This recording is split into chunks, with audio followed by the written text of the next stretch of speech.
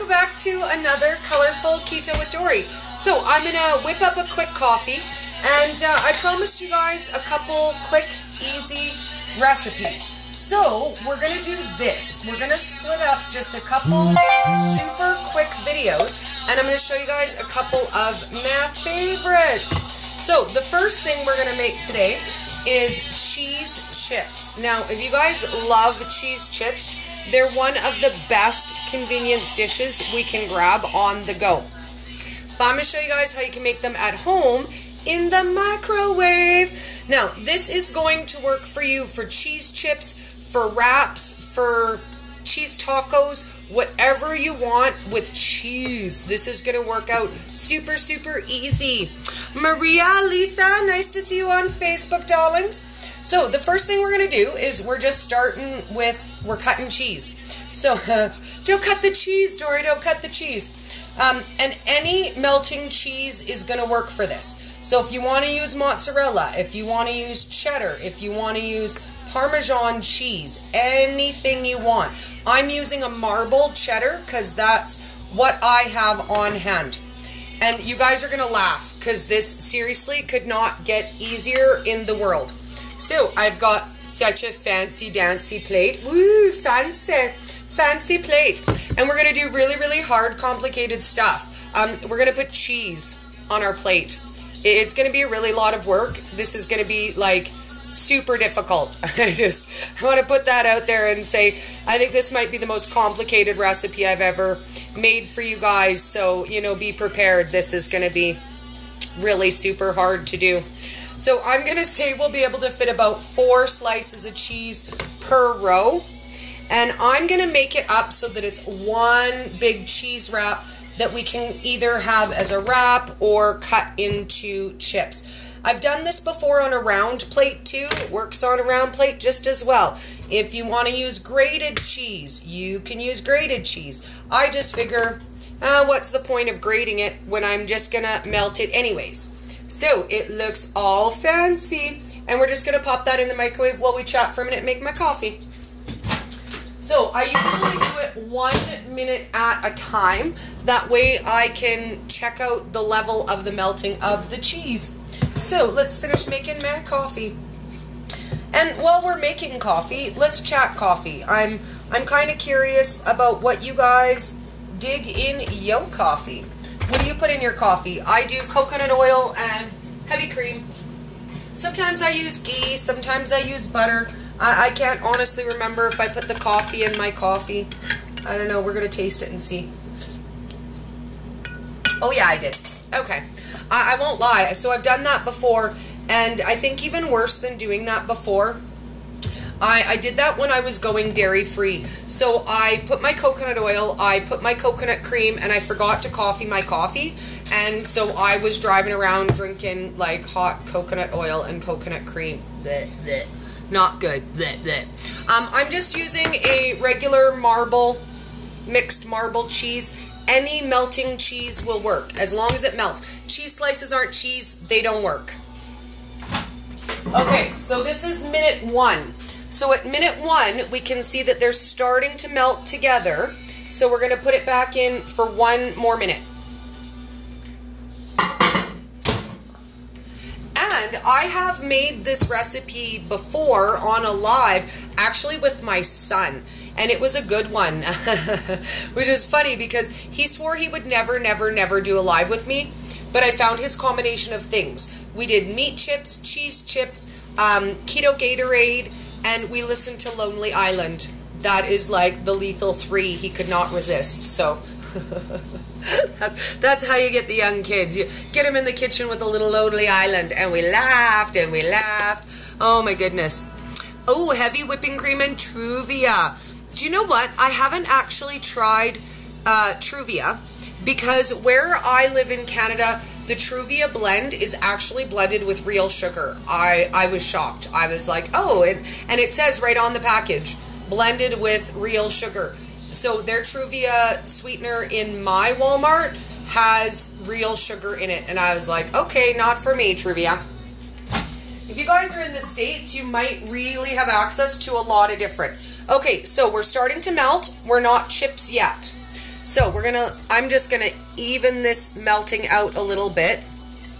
Now, at this point, you can let it cool and it will make a nice cheese wrap that you can pull off, but we want it to be crispy.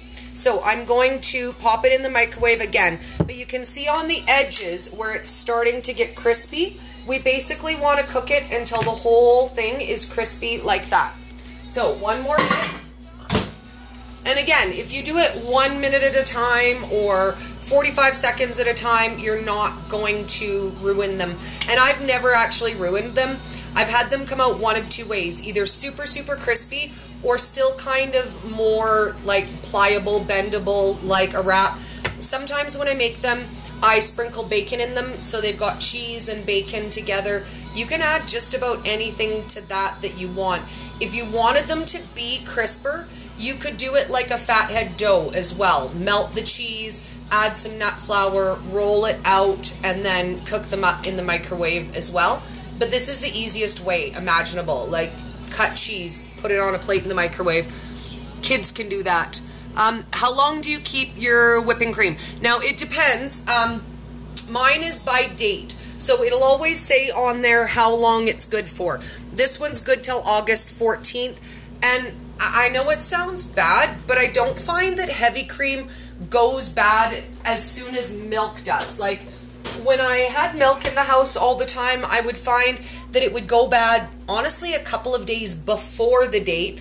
And I have used my heavy whipping cream when I'm like, oh goodness, it's like the day and I need to use it up, and it's been fine. So when I pre-whip it up in the fridge, if you mean that, for when I make coffee, when I had a really hard time getting rid of sweetener, this is what I did instead. I whipped up heavy cream and I added flavoring extract to it, and then I just kept it in the fridge whipped up. And it will keep in your fridge for about 4 or 5 days all whipped up. I've never had it last longer than that to say for sure. But you can whip it up, put it in a bowl, and I won't lie, when I first started, that was my go-to. If I felt like I wanted something, I could just have a tablespoon of flavored whipped cream, or I could take a tablespoon and throw a blackberry on it and have that. Or I made little pie shells, and I'll show you guys how to make those. That's in my parade of quick, easy snacks. It's just a pie crust recipe that you make into small muffin cups, and then you add whatever. So I would put a tablespoon of whipping cream and a blackberry, or put meat in the savory cups, but that we're going to get to later in the week because it's my favorite too. So let's take a peek at how our cheese is doing. Now, if you're doing it as a wrap, at this point is when I would pull it off of the plate. You can see how it's kind of crisp around the outside, but not quite in the middle yet. So we're going to pop it back into the microwave for, I'm going to say, let's try it another 30 seconds and then check it again, just so that we have an idea. But you see these parts here, this is as crispy as you want that to be. So we're going to try 30 seconds and then we'll try it again. Now, when I make it, usually I make it on a smaller plate because I make it just to serve for me, but I want to make up a few extra cheese chips today. We're going to have them with supper. So we're doing, I don't know, pork chops and blah side dish. I have no idea what yet. Probably Brussels sprouts and purple cabbage like last night because that's what I have in the house. Hello, Carol. It's so nice to see you. And our ladies on Instagram as well. So right now we're just microwaving cheese. It's so complicated. We're just microwaving cheese. But what I love about this is something that your kids can even make for themselves. Now I'm going to say one more 30-second batch. We're almost there. But see how it gets all nice and golden brown even in the microwave? Now, you can do this in the oven too, but you want to use parchment paper on your cookie sheets. You take your cookie sheet, throw down some parchment paper, either slices of cheese or blobs of grated cheese, and you want to pop them in the oven either at 350 until they're crispy or on broil until they're crispy, either or. I just prefer the microwave version because they're easy and I'm lazy. But if you don't have a microwave, or if you don't want a microwave, you can make these in the oven. Just do not forget the parchment paper, or you will not be able to get them off of the pan. Dory has made this mistake only one time did I make this mistake, but it was one time enough to let me know, oh, okay, so you can't really skip that step, and you can't really. There are a lot of things with cooking, you're like, I don't need to do that part. Parchment paper, you definitely need to do that part. Hello from Kingwood, Texas. I love Texas. Austin was amazing, so fun.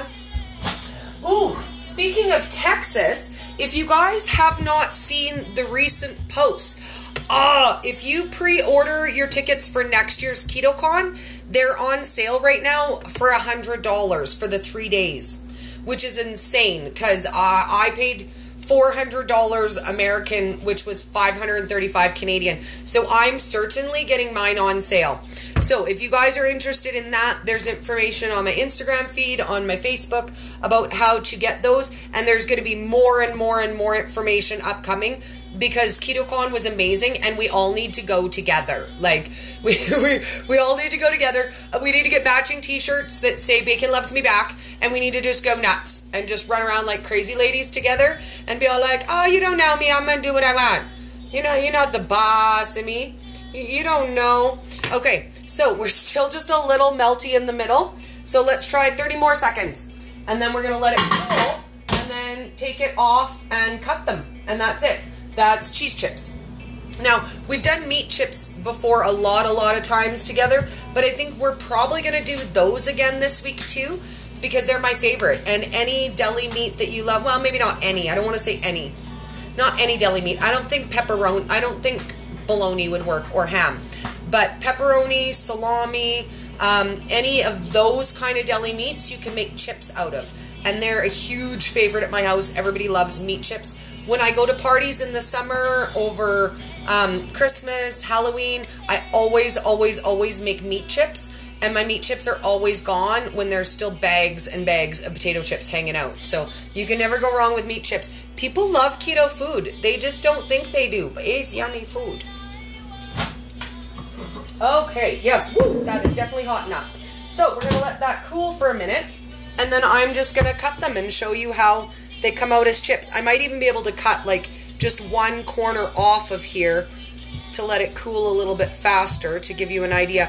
A pizza cutter works really good for this, to cut them up after. I usually let them cool before I cut them, just so that I get a nice even kind of cracker out of it, but I don't want you guys to have to wait too long, so I'm going to cut one, and I'm going to just let it cool separately so that it doesn't take quite as long to cool. And it's very hot cheese, so be very, very careful.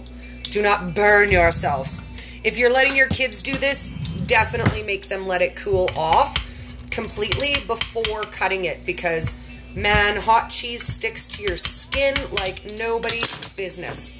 So I'm going to let the rest cool, and I'm just going to hold this part up so you guys can see. So once it cools, it'll give you a nice crispy actual chip once it cools. And they're not exactly the same as like a Wisp or a Parm Crisp, but if you make it with a Parm Crisp, it would be. But you can hear, even now before it's cooled, it's a little bit crunchy. But it does give you a really nice chip. You can cut them into little Dorito shapes. You can sprinkle them with hot Dorito flavoring and make whatever flavor chips that you want.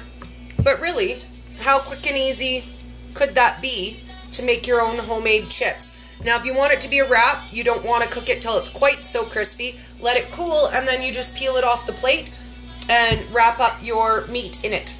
So, that is recipe number 1 for today. And I will see you guys later this afternoon. I think we're going to do just a few quick pop-ins and a few super quick recipes. So, that is microwave cheese chips. And I think we might even, oh, no, they're not cooled enough to snap it for you yet. But I'll take a couple pictures. Have a great afternoon, and we'll see you shortly, guys, with another quick, easy, fun recipe. Take care.